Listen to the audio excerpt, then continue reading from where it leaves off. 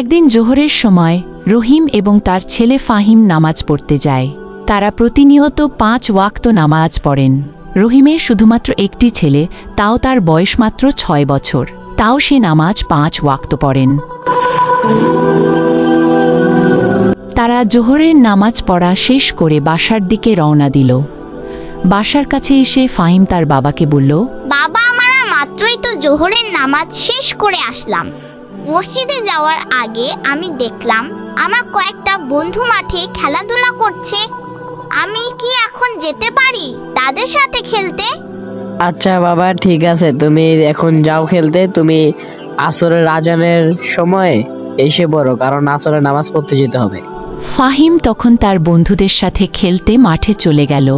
আর রহিম বাসায় এসে দেখল তার স্ত্রী শুয়ে আছে। এখন সে গিয়ে তার স্ত্রীকে ঘুম থেকে উঠালো। এই, তুমি কি নামাজ পড়েছো নাকি নামাজ না পড়ে ঘুমিয়ে গেছো? আরে না, আমি নামাজ শেষ করে একটু আরামের জন্য শুয়েছিলাম। আচ্ছা ফাহিম কোথায়? ওকে তো দেখতেছি না। ফাহিম তো তোমার সাথে নামাজ পড়তে গিয়েছিল, ওই কোথায় গেল আবার?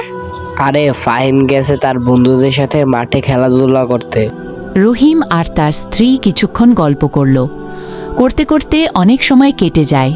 তখন কিছুক্ষণ পর ফাহিম বাসায় এসে তার বাবাকে বলে, জানো বাবা, আজকে আমরা খেলার সময় আমার এক বন্ধু দৌড়াতে দৌড়াতে পড়ে যায়। তখন আমি তার কাছে গিয়ে তার ক্ষতস্থানে আমি পানি দেই, পরে নিম গাছ চাবিয়ে তার ক্ষতস্থানে দিয়ে দেই, জানি রক্ত পড়া বন্ধ হয়। তার বাবা এই কাহিনী শুনে অনেক খুশি হন। আর সে মনে মনে ভাবে তার ছেলেটি একদিন বড় হয়ে একটি আদর্শ ছেলে হবে, যাকে সকলে ভালোবাসবে। তো আজকের জন্য এটুকুই। আমাদের নতুন ভিডিও দেখতে চাইলে অবশ্যই চ্যানেলটাকে সাবস্ক্রাইব করে দিবেন। সবাইকে জানাচ্ছি আল্লাহ হাফেজ।